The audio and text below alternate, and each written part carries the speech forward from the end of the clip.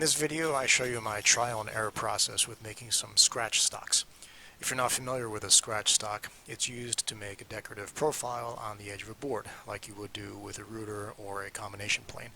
The difference is, with a combination plane, you can only use it on straight boards. And if you want to make the same profile around a curve or some sort of bent portion of the wood, you can't do it with a straight plane. That's one place where modern electric routers are advantageous, because you can just buzz around the corners without any problems. But if you want to do it by hand, you have to make a different tool, and that's called a scratch stock. I make two in this video. One is very rudimentary, the other is more complex, because I found after making the first one that I needed a little more leverage when going around corners, and I wanted the scratch stock to be a little larger to make it easier to use so that it fits better in your hands.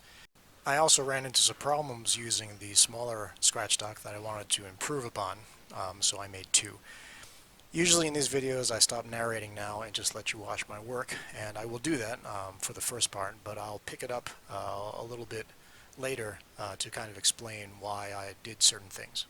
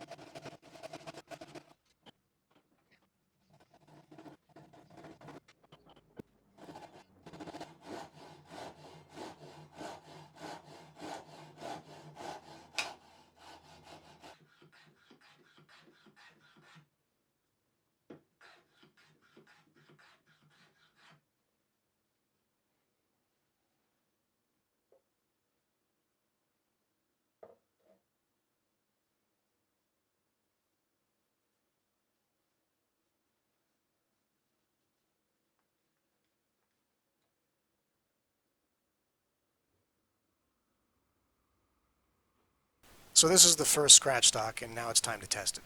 The iron that I cut has an OG shape to it, so I wanted to make a step on the edge of the board so I wouldn't have to scrape away all the wood. Unfortunately, as you'll see in a second, I made that step a little too deep, and the lower portion of the iron didn't even touch the wood. I did, however, use the scratch stock to make a bead on the top of the wood. As you can see, it's a little hard to handle.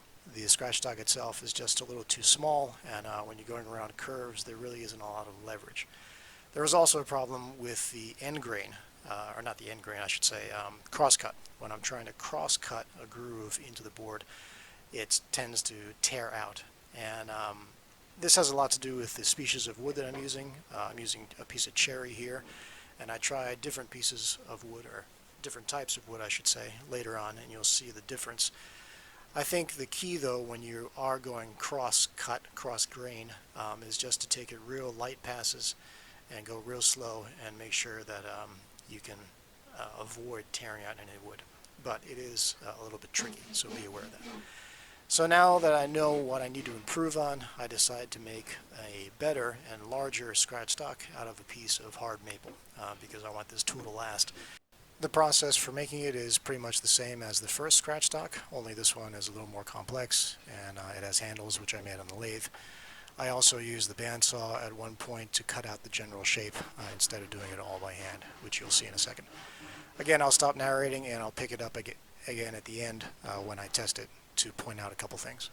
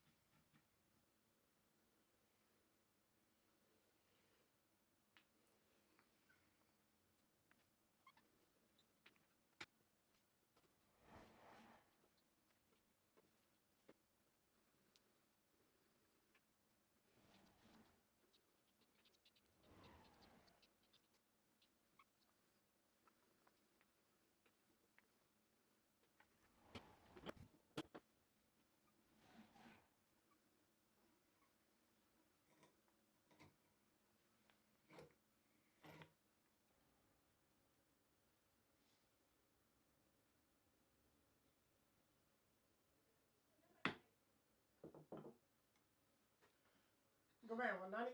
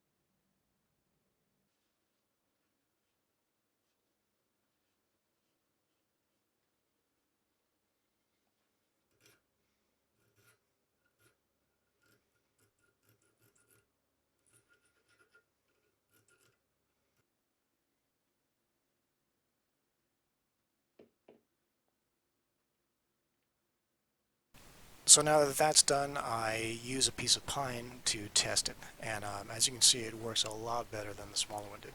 It's just easier to handle, easier to control, And even though this board doesn't have very tight curves, I was able to make a very pretty elegant bead around the edge. This was, however, pine, like I said, so it was a little more crumbly than other woods. So I decided to use a piece of chestnut to see how it worked on that.